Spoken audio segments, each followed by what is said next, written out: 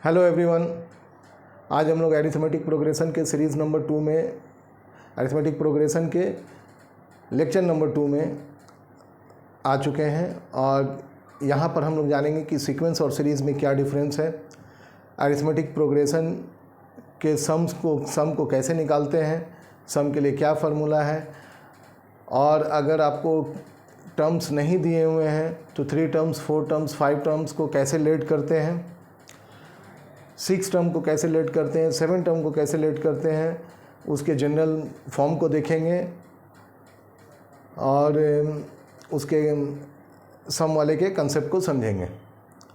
तो जो मेरे चैनल पे नए आए हैं प्लीज़ सब्सक्राइब कर लें, इसे लाइक भी कर दें और कुछ कमेंट भी करें।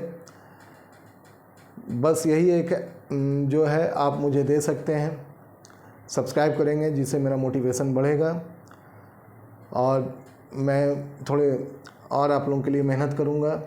मोटिवेशन बढ़ने से आप जानते ही हैं कि जो मोटिवेशन बढ़ने से मोटिवेट आदमी होगा तो वीडियोस अच्छे मेहनत करने में अच्छा लगेगा, नहीं तो मनोबल टूट जाता है।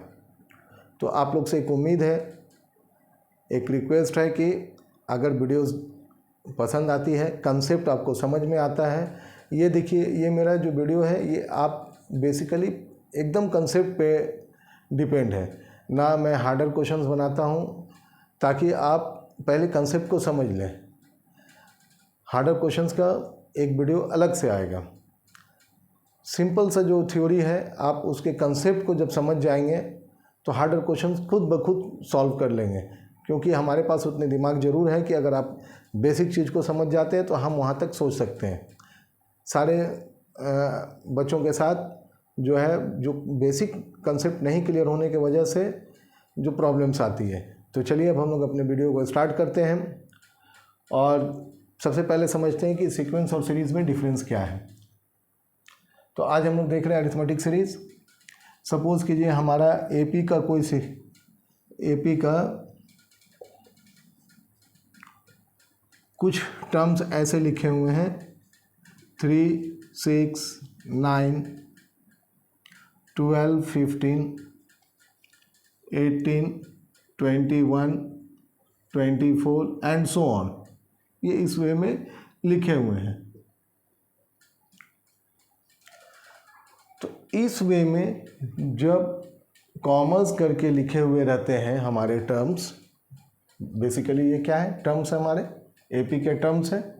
ये फर्स्ट टर्म है, ये सेकंड टर्म है, ये थर्ड टर्म है, ये फोर्थ टर्म है, ये फिफ्थ टर्म है एंड सो ऑन। तो जब कॉमा से सेपरेटेड होते हैं टर्म्स तो ऐसे टर्म्स को हम लोग अरिथमेटिक सीक्वेंस कहते हैं। ये हमारा सीक्वेंस बनता है। लेकिन अगर ये जो एपी के टर्म्स हैं हमारे, अगर इस वे में लिखे हों प्लस के फॉर्म में 3 + 6 + 9 + 12 + 15 + 18 + 21 + 24 एंड सो ऑन, तो जब प्लस में लिखे रहते हैं तो इसे हम लोग सीरीज़ कहते हैं, मीन्स अरिथमेटिक सीरीज़। तो आज जो हम लोग देखेंगे वो अपने सीरीज़ को देखेंगे कि सीरीज़ का जो ये सम कैसे होता है। ओके, तो चलिए हम लोग फार्मूलाज के डिराइवेशन पे नहीं जाएंगे। देखिए हमारा जो फर्स्ट टर्म होता है वो जो जनरल टर्म, जो हम लोग जनरल टर्म को रिप्रेजेंट करते हैं ऑफ एपी, वो किस वे में होता है, ए + D, a + 2d and so on. Last term अगर एल है तो उससे पहले वाला टर्म l - d। तो यहाँ पर हम लोग अभी प्लस लिखेंगे क्योंकि हम लोग सीरीज़ को देख रहे हैं, तो जहाँ कॉमा लिखे हैं वहाँ प्लस लिखेंगे। तो ऐसे अपने टर्म्स को जब हमें सम करने के लिए कहेगा तो हमारे बुक में आपने देखा होगा, दिया होगा कि सम ऑफ nth टर्म क्या होता है। Sum of nth term n/2 a + l। इसके डिराइवेशन को अभी हम लोग नहीं देखेंगे, हम लोग एक एग्जांपल से समझेंगे कि ये डिराइवेशन कैसे हुआ होगा। तो सम ऑफ nth टर्म, जो इसका nth टर्म है, nth टर्म बोले तो एक समझिए कि ये जो लास्ट टर्म होता है, लास्ट टर्म को ही हम लोग, जो लास्ट टर्म है इसका, लास्ट हो या मिडिल में जिस टर्म के बारे में बात किया जा रहा हो उसी टर्म को हम लोग लास्ट टर्म कंसीडर कर लेते हैं या nth टर्म बोलते हैं। वही टर्म nth टर्म कहलाता है और उसे रिप्रेजेंट करने के लिए tnth लिखते हैं या anth लिखते हैं, ये सफिक्स में है, nth सफिक्स में है, या l लिखते हैं। ये लास्ट टर्म को रिप्रेजेंट करता है, means value of last term. क्या बोले? वैल्यू ऑफ लास्ट टर्म या value of some definite term, जिस टर्म के बारे में बात किया जा रहा हो। मान लीजिए 10th टर्म बोला तो 10th टर्म के वैल्यू को इससे रिप्रेजेंट किया जाता है। ये अगर कह रहा है कि t10th मीन्स उसके वैल्यू के बारे में बात किया जा रहा है, पोजीशन के बारे में नहीं। n पोजीशन बताता है, तो यहाँ पर देखिए n पोजीशन बताता है और फर्स्ट टर्म और लास्ट टर्म को जब हम ऐड कर दें और इसको 2 से डिवाइड कर देंगे तो ये हमारा सम ऑफ nth टर्म निकल जाता है। इसी में अगर हमें लास्ट टर्म नहीं मालूम हो तो लास्ट टर्म के जगह पे हम लोग ये वाले फार्मूला को यूज़ करते हैं। जब लास्ट टर्म नहीं पता हो तो n/2 a प्लस एल के लिए, लास्ट टर्म के लिए, tnth टर्म के लिए हम लोग क्या वैल्यू लिखते हैं? a plus n minus 1 into D, ये वैल्यू लिखा जाता है।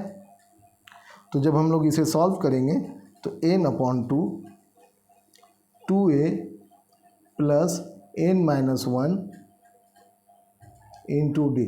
जब वैल्यू नहीं पता हो लास्ट टर्म का तो लास्ट टर्म के उस केस के लिए हम लोग इस फार्मूला को यूज़ करेंगे। इसमें वैल्यू नहीं पता है लेकिन n पोजीशन अगर हमें पता हो, d पता हो और a पता हो तो हम लोग सम इसके निकाल लेते हैं। जैसे देखिए ये फर्स्ट टर्म है तो ये हमारा a है, इसका कॉमन डिफरेंस क्या है? 3 है, मीन्स d3 है। और लास्ट टर्म जहाँ पे जिस टर्म के बारे में बात करेगा वो n हो जाएगा हमारा पोजीशन ऑफ दैट टर्म, क्योंकि लास्ट टर्म तो हमें दिया नहीं है। तो उस केस में हम लोग इस फार्मूला को यूज़ करते हैं। अब ये फार्मूला एक्चुअल में इस वे से हमने डिराइव नहीं किया, लेकिन मैं इसे एक एग्जांपल से समझाता हूँ। ये एक लॉ पे डिपेंड है, गॉस लॉ। इसे मैं रब कर देता हूँ, चाहे आप देखें। इसे मैं यहाँ से रब कर देता हूँ और अपने फार्मूलाज को याद रखिएगा। n/2 a प्लस एल है।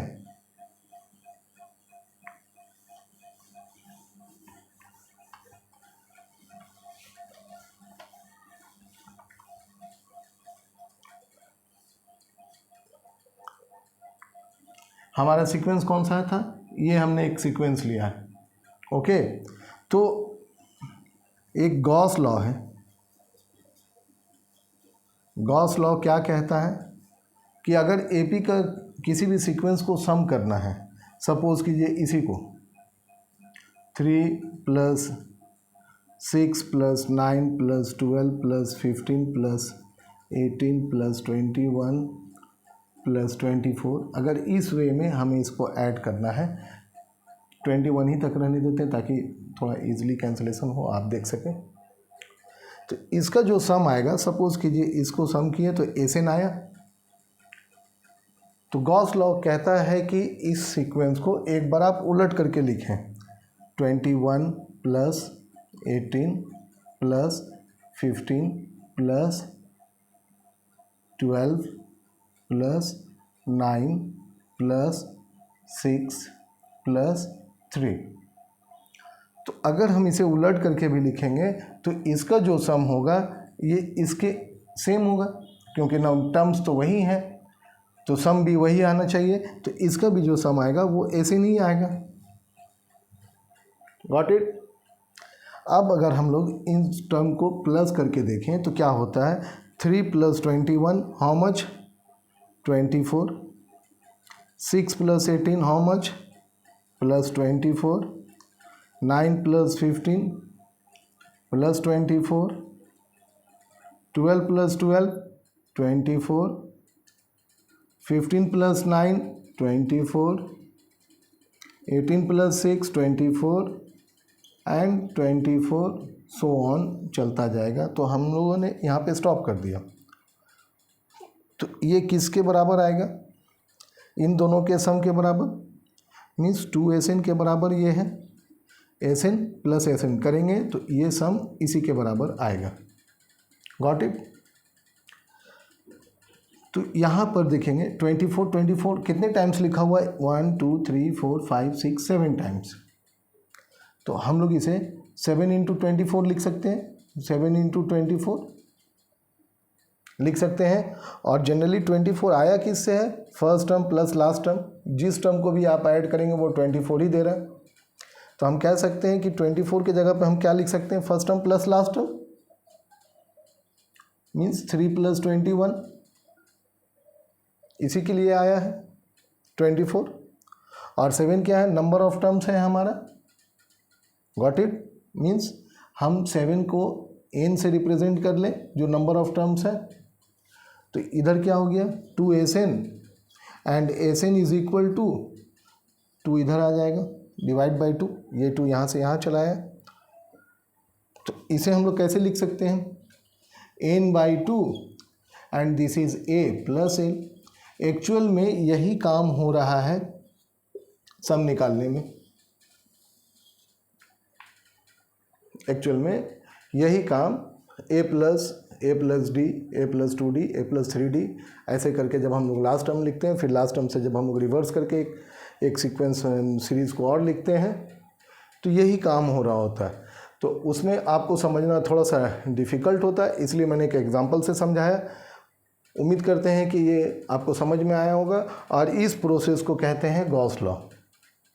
ये प्रोसेस गॉस लॉ कहलाता है और SN हमारा ये निकल जाता है। तो इसीलिए हम लोग डायरेक्ट इसे यूज़ करते हैं। और L के लिए अब अगर हमें L नहीं मालूम होता तो हम लोग यहाँ पर nth टर्म वाले वैल्यू को रख लेते हैं a plus n-1 into D.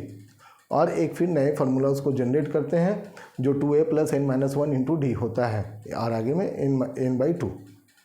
तो n/2 क्यों हो गया? समझ में आया? क्योंकि डबल सीक्वेंस हमने ले लिया था, इसीलिए। इसी में एक मिरर लॉ भी है। एक्चुअली मिरर लॉ क्या कहता है? हम लोग इस गॉस लॉ में डबल सीक्वेंस ले लेते हैं। इसमें एक मिरर लॉ भी चलता है जो आप देखेंगे, अगर एकदम इसके सेंटर पे एक मिरर को हम लोग इम्पोज कर दें तो 3 24 के साथ दिखेगा। अगर 21 तक लेते हैं, 24 को नहीं लेते हैं तो 3 21 के साथ दिखेगा। 6 18 के साथ एक अगर मिरर इम्पोज करते हैं तो उसका इमेज बनेगा। 9 हमारा ये किसके साथ जा रहा है? 1 2 3, ये एक दूसरे के इम्पोज में आता है लास्ट टर्म से। और जब सम करेंगे तो हम लोग देखेंगे कि वो उतने ही नंबर को रिप्रेजेंट करता है। जैसे देखिए, इस 24 को हटाते हैं, 3 इंटू 21 24, 6 इंटू 18 24, 9 इंटू 15 24, 12 बच गया, ये बच गया। तो हम लोग जब मिरर फॉर्मूला को यूज़ करते हैं तो वो जब n/2 आता है तो लास्ट में जो मिडिल वाले जो टर्म है अगर बच गया तो उसको हम लोग एज ए एडिशन यूज़ कर लेते हैं for odd number of terms के लिए। तो ये सिर्फ लॉ ये इसलिए बताना था, एक्चुअल में ये होता क्या है ना। आपके सिलेबस में लॉ है नहीं, आपको लॉ जानने की ज़रूरत नहीं है। ये आया कहाँ से, इसमें अरिथमेटिक सीरीज़ पे कौन सा लॉ काम करते हैं बताने का सिर्फ मकसद ये था कि आप इससे फैमिलियर हो जाए। कभी ऐसा ना हो कि कहीं ओलंपियाड में या किसी कॉम्पिटिटिव एग्ज़ाम में आप इससे टकरा जाएं और ऑप्शंस में ये आपको मिल जाए। तो मोटिव ये था कि आप इसको जान करके रखें, कभी ऐसे ऑप्शंस में आते हैं तो आप उसे टिक कर सकेंगे। Got it? चलिए अब हम लोग कुछ अपने सम के ऊपर अब थोड़े से टर्म्स को समझ लेते हैं। टर्म्स को समझ लेते हैं, फिर हम लोग आएंगे कि टर्म्स को लेट कैसे करते हैं, फिर उसके बाद हम लोग इस पे एग्जांपल देंगे। अभी थ्योरेटिकल पार्ट को पहले थोड़े से कंप्लीट कर लेते हैं। अगर सपोज कीजिए हमें टर्म्स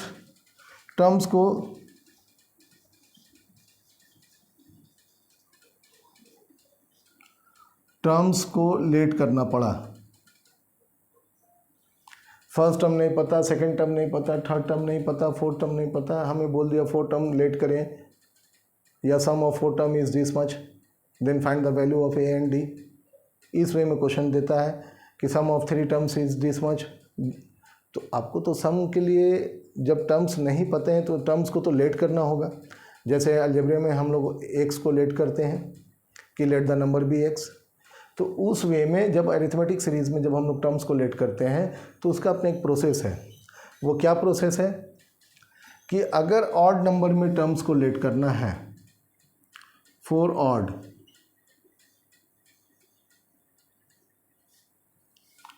ऑड नंबर में अपने अगर टर्म्स को लेट करना है तो हम लोग थोड़ा सा साइड में लिखते हैं, फॉर ऑड टर्म्स। अगर हमें ऑड टर्म्स को लेट करना है तो इसके लिए प्रोसेस है कि मिडिल वाले टर्म को हम लोग मिडिल टर्म को ए सपोज करेंगे और जो कॉमन डिफरेंस होगा वो हमारा डी होगा। Got it. अगर फॉर इवन टर्म्स को लेट करना है, फॉर इवन टर्म्स जैसे 4, 5, 4, 6, 8, उस केस में हमारा जो मिडिल टर्म होगा वो क्या बनेगा,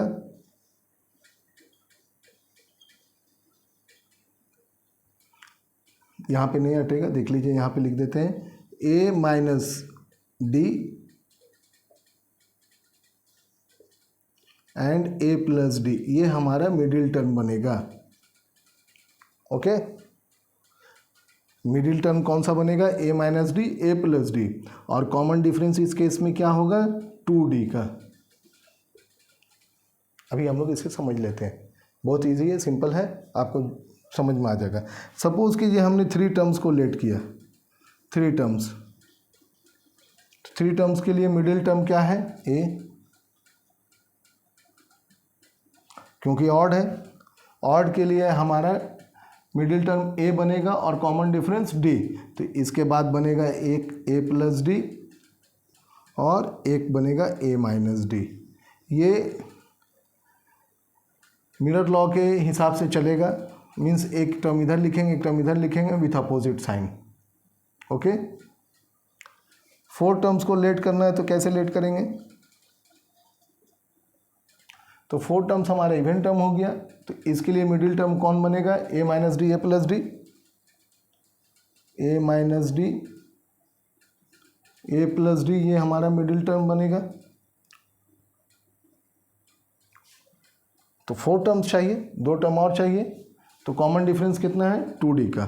तो हम लोग यहाँ पर a प्लस, देखिए d है पहले से, इसमें 2d ऐड करेंगे तो a प्लस 3d हो जाएगा, और इधर में a माइनस 3d।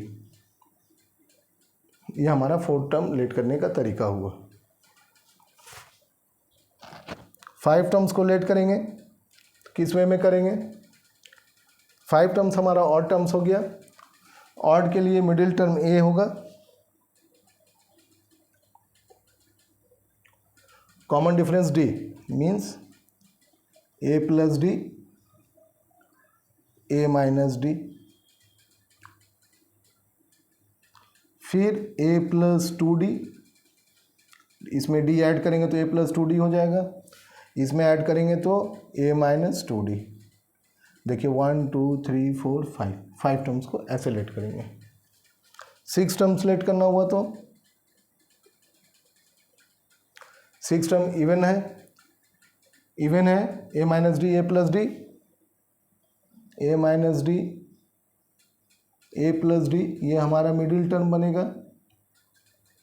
2d चलेगा, इसका कॉमन डिफरेंस, इसमें 2d ऐड करेंगे तो a प्लस 3d, इधर लिखेंगे a माइनस 3d,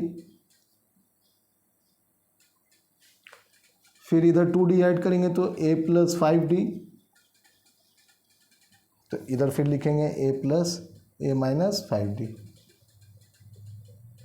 कितना टर्म हुआ 1 2 3 4 5 6 टर्म हमारा लेट हो गया।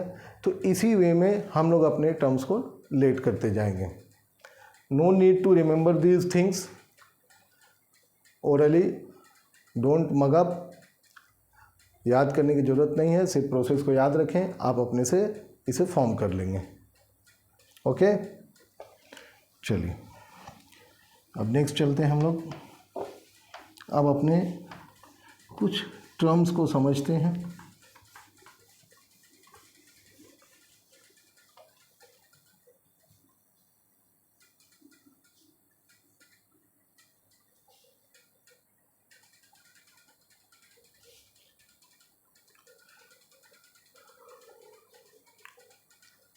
सपोज कीजिए,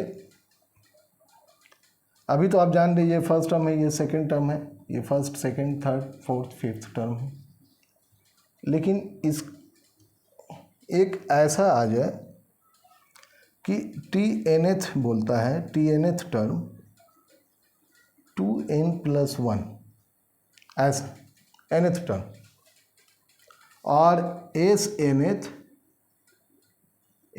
कहता है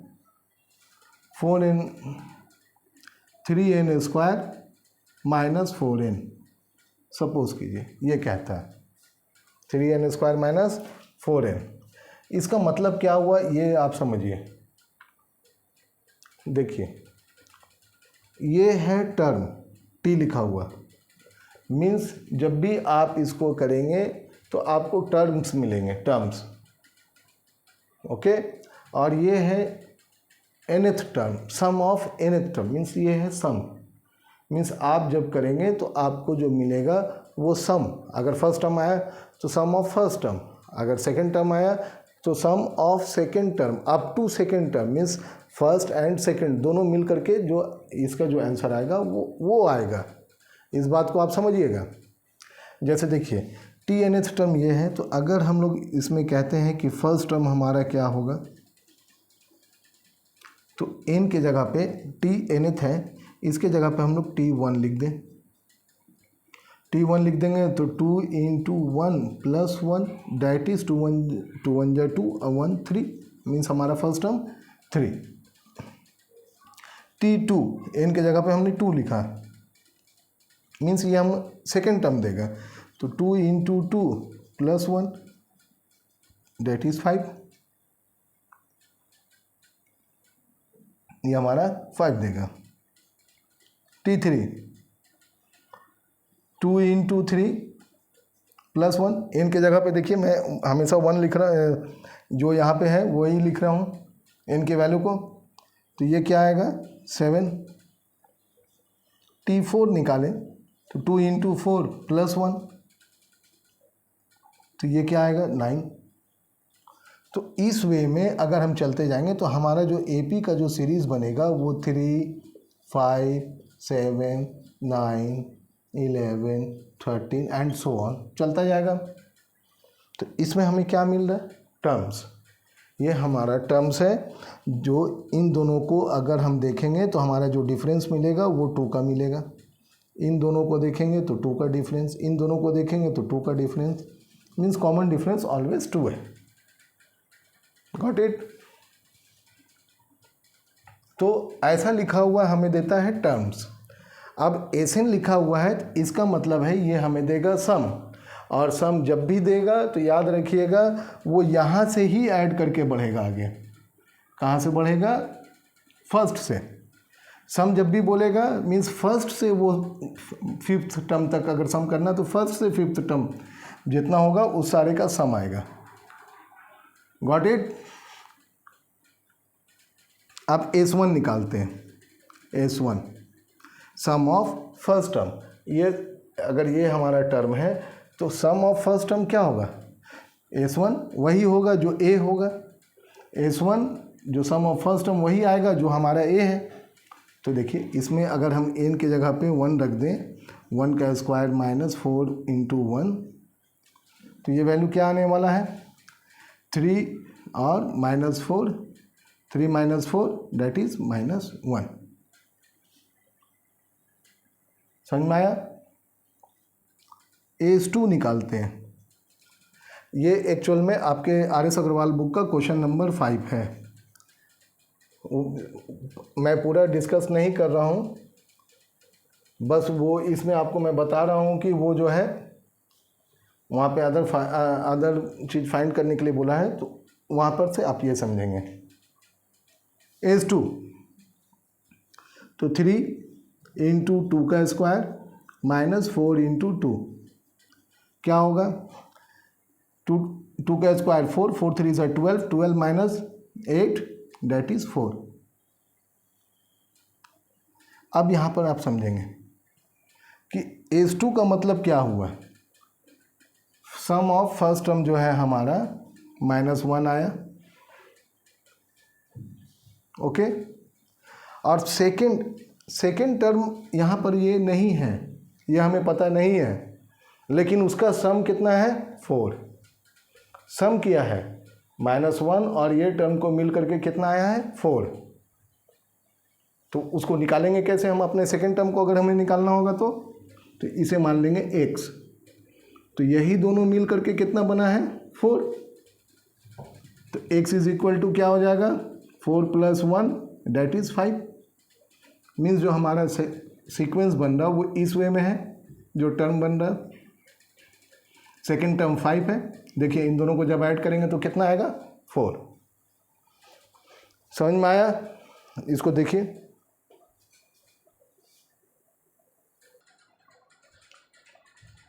चलिए दिख रहा है। अब हम लोग AS3 निकालते हैं। 3 इंटू 3 का square minus 4 into 3 is equal to कितना हो जाएगा 3 इंटू 3 का square means 27, 27 minus 12 that is 15। तो हमारा देखिए ये थर्ड टर्म नहीं है, ये सम ऑफ थर्ड टर्म है।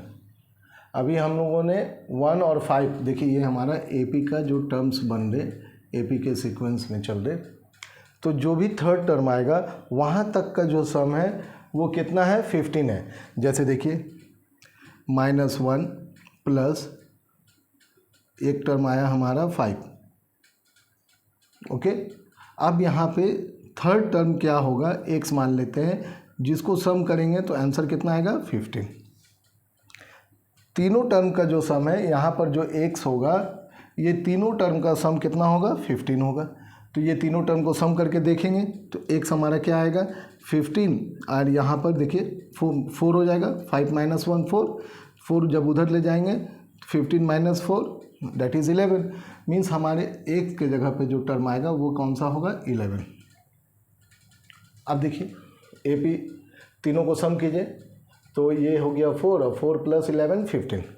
तो सम जो है हमारा 15 आ रहा है। इसी वे में हमें फोर्थ टर्म मिलेगा, इसी वे में हमें फिफ्थ टर्म मिलेगा। तो अब हमें उतने को निकालना नहीं है। अब देखिए यहाँ पर, यहाँ से हम लोग जान जाएंगे कि इसका कॉमन डिफरेंस क्या है। तो 5 - 1, 5 - -1, तो हाउ मच 5 - -1, तो 5 + 1 दैट इज 6। कॉमन डिफरेंस कितना है 6। यहाँ पर देखिए कॉमन डिफरेंस कितना है 11 - 5 दैट इज 6। मीन्स यहाँ से हम लोगों को क्या मिल गया D मिल गया, ये हमारा A हो गया, फर्स्ट टर्म मिल गया। अब अगर हमें यहाँ से कहता है कि find 20th term, T20th term क्या होगा,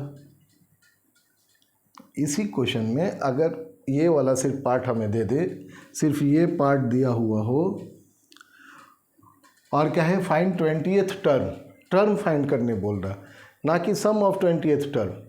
तो 20th टर्म हमारा क्या होगा, तो हमारे पास जो फार्मूला है A + n - 1 × D that is 19D। तो A क्या है हमारा -1, ये क्या है -1 प्लस n मीन्स 20, ये इसका वैल्यू क्या हो जाएगा 19 × D, D इज 6। तो -1 प्लस, अब 19 6 जा कितना होगा, चलिए 6 9 जा 54, 5 6 1 जा 6 5 11, ठीक है ना, रॉन्ग नहीं ना है, 6 9 जा 54, 5 6 1 जा 6 11, मीन्स इसका जो वैल्यू आएगा वो 113 आएगा। ये 20th टर्म का वैल्यू है, मीन्स इसका जो 20th टर्म आएगा वो आएगा 113। अब अगर हमें सम ऑफ 20th टर्म बोले तो S20 अगर हम निकालना होगा हमें, तो हम क्या करेंगे, S20 means some of 20th term, तो n/2 A प्लस L, यही है हमारा फार्मूला, और L हमें मालूम चल गया, TNth टर्म को, TNth टर्म, ये TNth टर्म है, इसी का जो वैल्यू आता है वो हमारा L होता है, वही nth टर्म होता है। n कितना है 20/2, A is how much -1 and L is plus 113, है ना। तो देखिए ये 10 टाइम्स में कैंसिल हो जाएगा, -113 -1 that is 112, 112 into 10 this much, तो ये हमारा सम आएगा। तो अगर सम निकालने बोलेगा तो इस फार्मूला को यूज़ करेंगे, और अगर टर्म निकालने बोलेगा तो इस फार्मूला को यूज़ करेंगे। यहीं पे आपको कन्फ्यूज़न होता है। तो सम से टर्म कैसे निकालते हैं, और टर्म मालूम हो तो हम सम कैसे निकालते हैं आपको दिखा दें। तो ये कन्फ्यूज़न पार्ट था। अब इसमें एक चीज़ और है कि बीच में कह दे कि सम निकालना है,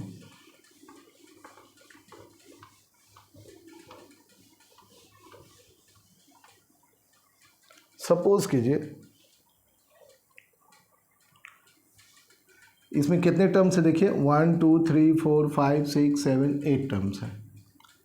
इस 8 टर्म्स में हम जब भी सम निकालेंगे, सम ऑफ nth करके, तो ये पूरे टर्म्स का निकलेगा 8th टर्म तक का। अगर हम इसे यहाँ पे स्टॉप कर देते हैं, इसको सीरीज़ में नहीं चलाते हैं, तो डैश डैश नहीं करते हैं, 24 तक अपने स्टॉप कर देते हैं, तो ये हमारा जब भी इसका सम निकालेंगे तो ये यहाँ तक निकलेगा लास्ट 1 2 3 4 5। अगर सम बोला सम 5, इसका मतलब क्या हुआ, शुरू से 5th टर्म तक, शुरू से 1 2 3 4 5 5 यहाँ तक, जब भी ये इसका जो आंसर आएगा वो यहाँ से यहाँ तक के सम का आंसर आएगा। तो आप सपोज कीजिए अगर आपको कह देता है कि इसके 6th और 7th या यहाँ तक 8th टर्म, 6 7 8th टर्म का वैल्यू क्या है, 6 7 एंड 8th टर्म का सम क्या है, सम क्या है इसका, कैसे फाइंड आउट करेंगे, वहाँ तक का सम क्या है, या बीच में कहीं पे पूछ दे कि यहाँ से यहाँ तक का सम क्या है, तो आप क्या करेंगे, अगर हमें 6 7 8th टर्म का बोलता है सम, तो यहाँ से पहले यहाँ तक हम जब भी फार्मूला लगाएंगे 8th टर्म का सम कैलकुलेट कर लेते हैं। उसमें से जहाँ से पूछा है उससे पहले वाले टर्म तक का सम, यहाँ से यहाँ तक का अगर हम सम जान जाए और यहाँ से यहाँ तक का हम सम निकालें और एक पूरा निकालें, यहाँ से यहाँ तक का सम, अगर हम इसे S1, इसे SN2, SN3, ये सफिक्स में है, सफिक्स यूज़ किए हैं हम, वैल्यू नहीं है, तो आप देखेंगे कि पूरे में से अगर हम इस टर्म को माइनस कर दें, इसके सम को, इसका सम बच जाएगा ना। तो यही प्रोसेस हम लोग अपनाते हैं कि अगर S5 S6 या हमें सम बोला S6 7th एंड 8th, इसका फाइंड करें, सम क्या होगा। तो हमारा स्टेप क्या होना चाहिए, 6, 7, 8 टर्म का। तो हम सम ऑफ 8 टर्म करेंगे, माइनस करेंगे उससे 6 से बोला है तो उसके पहले वाले टर्म, यहाँ तक जहाँ तक बोला है 6 तक बोला है, 6 से सम करना, मतलब यहाँ से सम करना है तो यहाँ तक एलिमिनेट करना होगा। तो उससे पहले वाले टर्म S5 तक हम जो सम आएगा अगर उसको माइनस कर देते हैं तो हमारा आंसर आ जाएगा 6, 7, 8 टर्म का सम। अब इसे आप अलग अलग निकाल करके S8 निकाल लें, पहले S5 निकाल लें, फिर दोनों को फिर ये लिख करके और दोनों को माइनस कर दें। पहले S8 कैलकुलेट कर ले, S5 कैलकुलेट कर लें और फिर माइनस कर दें, ये वैल्यू आ जाएगी तो हमें मिल जाएगा। Got it? समझ में आया? अब एक कंडीशन इसमें ये बनता है कि इसके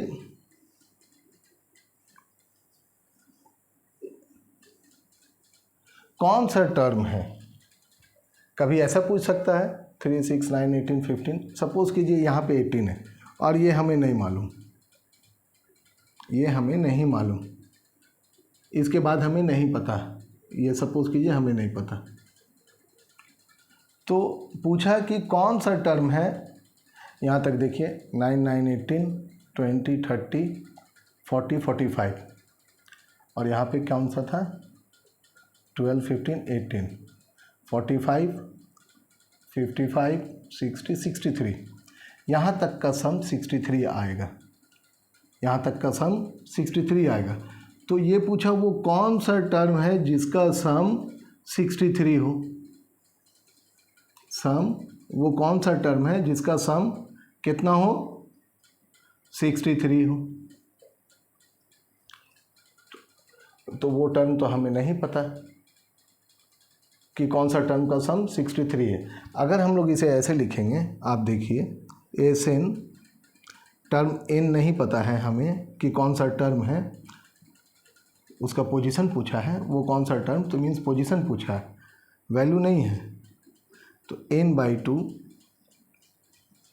a प्लस एल अगर लिखते हैं तो इस केस में क्या होता है, वो टर्म तो हमें नहीं पता है, लेकिन सम हमको पता है। सम कितना आ रहा है 63, यहाँ से यहाँ तक का सम कितना आ रहा है 63।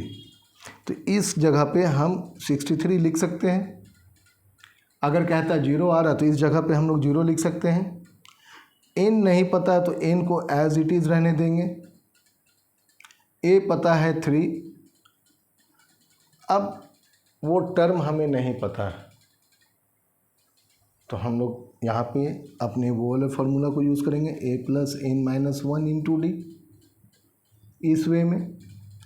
अब यहाँ से फिर a की वैल्यू को रखेंगे 3, फिर d की वैल्यू 3 है ना। तो n की वैल्यू देखिए, एक वेरिएबल सिंगल वेरिएबल हो जाएगा हमारा 63 इज इक्वल टू n/2 3, और यहाँ पर जो a की वैल्यू आएगी वो 3, तो 3 + 3 6, n-1 into D is 3, n/2 6, और देखिए 3n and -3 means 6 - 3 is 3 plus 3n। और इसको जब हम लोग सॉल्व करेंगे क्वाड्रेटिक इक्वेशन फॉर्म करेगा और ये आंसर आ जाएगा। तो मेरा कहने का मतलब ये है कि अभी मैं इसे सॉल्व नहीं कर रहा हूँ, इसे आप लोग सॉल्व करेंगे। कहने का मतलब था कि ये क्वेश्चन को घुमाता कहाँ पर है। कभी कुछ दे देगा कि सम इतना आना चाहिए, कभी कोई टर्म्स को गैप कर देगा, तो ऐसे ट्रिकी बनाता है वो। तो आपको जब आपके कंसेप्ट क्लियर रहेंगे तो आप उसको ईजिली सॉल्व कर सकते हैं। Got it? अब इसके बाद हम लोग क्या करेंगे, अपने नेक्स्ट वीडियो में कुछ क्वेश्चंस को देखेंगे और उसके सॉल्यूशंस को करेंगे हम लोग। आप लोग तब तक यहाँ तक प्रैक्टिस करें, इसके कंसेप्ट को समझें अच्छे से, और जो लाइक नहीं किए हैं उम्मीद है, गुजारिश है कि लाइक कर दें। बस यही एक चीज़ आप देंगे हमारे मोटिवेशन को बढ़ाने के लिए। चलिए प्रैक्टिस करते रहेंगे।